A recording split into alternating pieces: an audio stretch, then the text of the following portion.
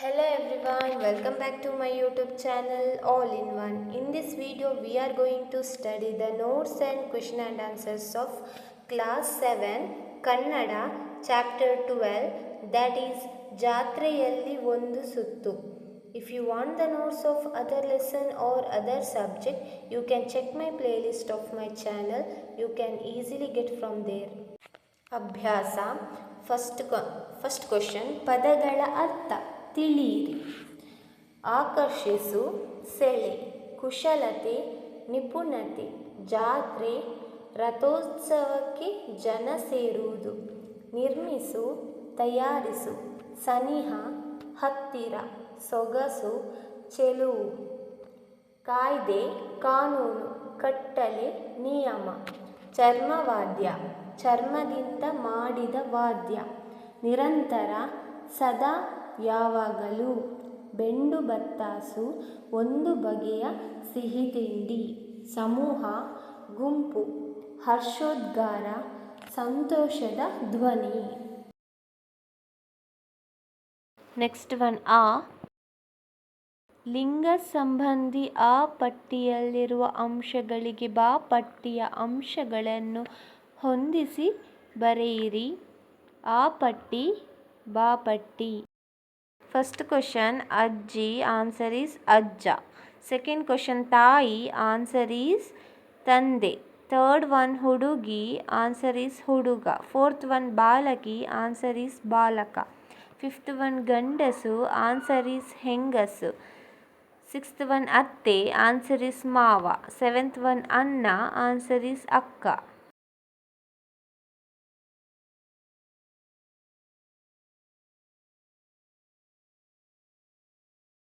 Next second main question. ಪ್ರಶ್ನೆಗಳು. ಆ. ಕೆಳಗಿನ ಪ್ರಶ್ನೆಗಳಿಗೆ ಒಂದು ವಾಕ್ಯದಲ್ಲಿ ಉತ್ತರಿಸಿರಿ. First question. ಜಾತ್ರೆಯಲ್ಲಿನ ಅಂಗಡಿಗಳನ್ನು ನೋಡಿ ವೇಣು ಏನೆಂದು ಆಶ್ಚರ್ಯ ವ್ಯಕ್ತಪಡಿಸಿದನು. ಆನ್ಸರ್. ಜಾತ್ರೆಯಲ್ಲಿನ ಅಂಗಡಿಗಳನ್ನು ನೋಡಿ ವೇಣು, ಅಬ್ಬಾ ಅಜ್ಜ, ಇಲ್ಲಿ ಎಷ್ಟೊಂದು ಅಂಗಡಿಗಳಿವೆ ಅಲ್ಲ, ಪ್ರತಿದಿನವೂ ಹೀಗೆ ಇರುತ್ತವೆಯೇ ಎಂದು ಆಶ್ಚರ್ಯ ವ್ಯಕ್ತಪಡಿಸಿದನು.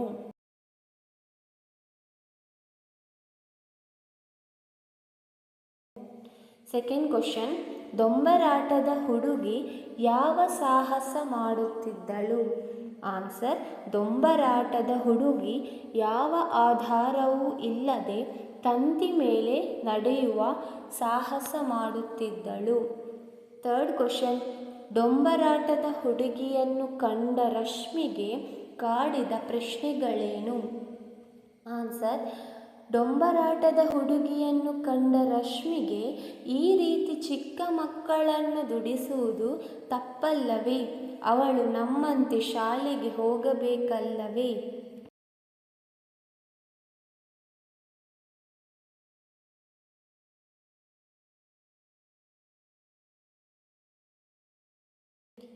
Fourth question. ಅಜ್ಜನು ವೇದಿಕೆ ಮೇಲೆ ಯಾವ ಯಾವ ಕಾರ್ಯಕ್ರಮಗಳು ನಡೆಯುತ್ತವೆಂದು ಹೇಳಿದನು. ಆನ್ಸರ್. ಅಜ್ಜನು ವೇದಿಕೆ ಮೇಲೆ ನಾಟಕ, ಯಕ್ಷಗಾನ, ಬಯಲಾಟ, ನೃತ್ಯ ಮುಂತಾದ ಕಾರ್ಯಕ್ರಮಗಳು ನಡೆಯುತ್ತವೆಂದು ಹೇಳಿದನು.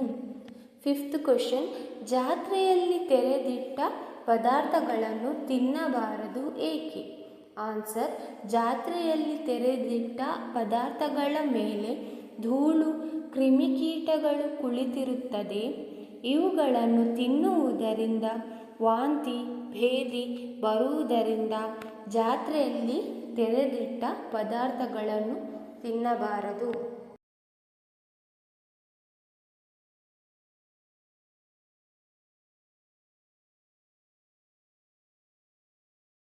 ನೆಕ್ಸ್ಟ್ ಆ. ಕೆಳಗಿನ ಪ್ರಶ್ನೆಗಳಿಗೆ 2-3 ವಾಕ್ಯಗಳಲ್ಲಿ ಉತ್ತರಿಸಿರಿ. First question. ಜಾತ್ರೆಯಲ್ಲಿ ಯಾವ ಯಾವ ಅಂಗಡಿಗಳು ಇದ್ದವು. ಆನ್ಸರ್.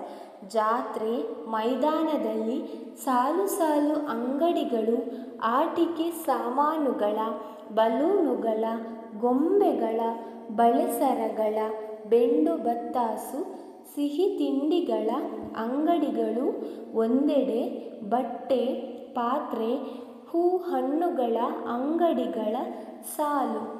ಮತ್ತೊಂದು ಕಡೆ ಹೋಟೆಲುಗಳು, ಜೋಕಾಲಿಗಳು, ತೂಗುತೊಟ್ಟಿಲುಗಳು ಇದ್ದವು.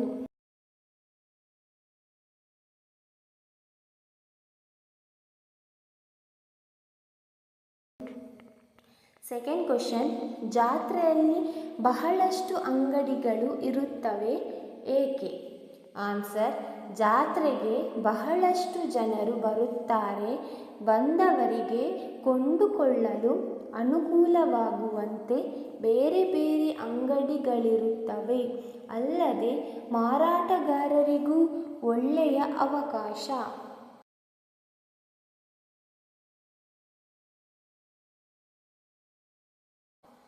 ಥರ್ಡ್ ಕ್ವಶನ್, ರಥದ ನಿರ್ಮಾಣದ ಬಗ್ಗೆ ಇರ್ಫಾನ್ ಏನೆಂದು ಹೇಳಿದನು? ಆನ್ಸರ್, ರಥವನ್ನು ಒಂದು ದಿನದಲ್ಲಿ ಮಾಡಿದ್ದಲ್ಲ, ಹಲವು ದಿನಗಳಿಂದ ಎಲ್ಲರೂ ಸೇರಿ ಮಾಡಿರುವ ಸಿದ್ಧತೆಯಾಗಿವೆ.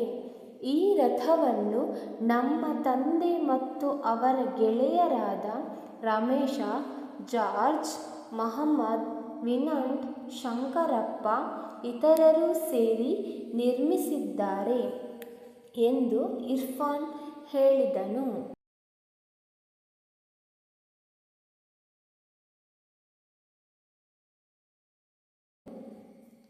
ಫೋರ್ತ್ ಕ್ವಶನ್, ಅಜ್ಜನು ಶಿಕ್ಷಣ ಮತ್ತು ಪ್ರಾಣಿಗಳಿಗೆ ಸಂಬಂಧಿಸಿದಂತೆ ಮಕ್ಕಳಿಗೆ ಏನೆಂದು ಹೇಳಿದನು? ಆನ್ಸರ್, ಎಲ್ಲ ಮಕ್ಕಳಿಗೆ ಶಿಕ್ಷಣ ಸಿಗಬೇಕೆಂದು ಮಕ್ಕಳ ಶಿಕ್ಷಣ ಮತ್ತು ಹಕ್ಕಿನ ಕಾಯ್ದೆ ಜಾರಿಗೆ ಬಂದಿದೆ. ಹಾಗೆಯೇ ಆಟಗಳಲ್ಲಿ ಪ್ರಾಣಿಗಳನ್ನು ಬಳಸಬಾರದೆಂದು ಕಾನೂನು ಜಾರಿಗೆ ಬಂದಿದೆ ಎಂದು ಅಜ್ಜನು ಶಿಕ್ಷಣ ಮತ್ತು ಪ್ರಾಣಿಗಳಿಗೆ ಸಂಬಂಧಿಸಿದಂತೆ ಹೇಳಿದನು. ಸಿಕ್ಸ್ತ್ ಕ್ವಶನ್, ರಥದ ಮುಂದೆ ಸಾಗಿದ ಕಲಾ ತಂಡಗಳ ಯಾವುವು? ಆನ್ಸರ್, ರಥದ ಮುಂದೆ ನಂದಿಧ್ವಜ, ಕಂಸಾಳೆ, ವೀರಗಾಸೆ, ಡೊಳ್ಳು ಕುಣಿತ, ಕೋಲಾಟ, ಹಾಲಕ್ಕಿ ಕುಣಿತ ಕಲಾ ತಂಡಗಳು ಸಾಗಿದವು.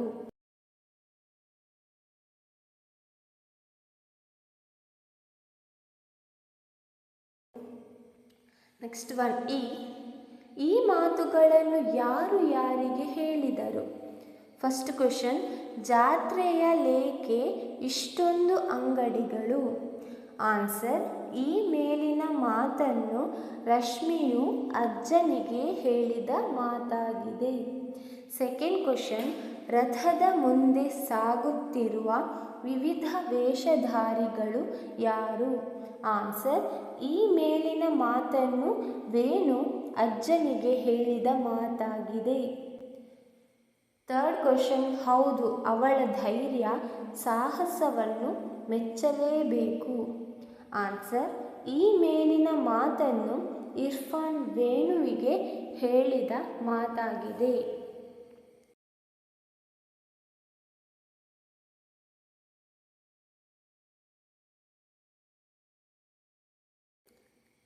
Next one, third main question, ಭಾಷಾಭ್ಯಾಸ. ಕೆಳಗಿನ ಪದಗಳನ್ನು ನಿಮ್ಮ ಸ್ವಂತ ವಾಕ್ಯಗಳಲ್ಲಿ ಬಳಸಿ ಬರೆಯಿರಿ. ಫಸ್ಟ್ ಕ್ವಶನ್, ಆಕರ್ಷಿಸು. ಆನ್ಸರ್, ಮಕ್ಕಳಲ್ಲಿನ ಪ್ರತಿಭೆ ನನ್ನನ್ನು ಆಕರ್ಷಿಸುವಂತೆ ಮಾಡಿತು. ಸೆಕೆಂಡ್ ಕ್ವಶನ್, ಕುಶಲತೆ.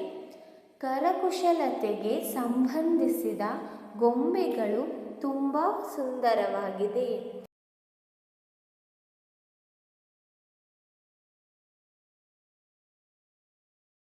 ಥರ್ಡ್ ಕ್ವಶನ್, ಸೊಗಸು.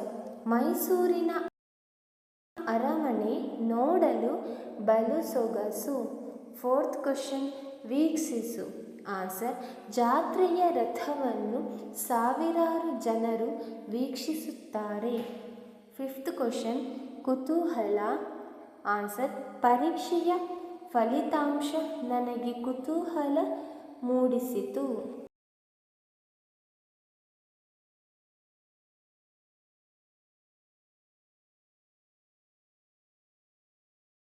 ನೆಕ್ಸ್ಟ್ ಒನ್ ಕೆಳಗಿನ ಪದಗಳಿಗೆ ವಿರುದ್ಧಾರ್ಥಕ ಪದಗಳನ್ನು ಬರೆಯಿರಿ.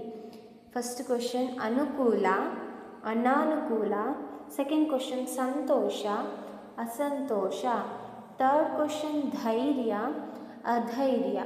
ಫೋರ್ತ್ ಕ್ವಶನ್ ಆಧಾರ, ನಿರಾಧಾರ. ಫಿಫ್ತ್ ಕ್ವಶನ್ ಸಮತೋಲನ, ಅಸಮತೋಲನ. ಸಿಕ್ಸ್ತ್ ಒನ್ ಸನಿಹ, ದೂರ.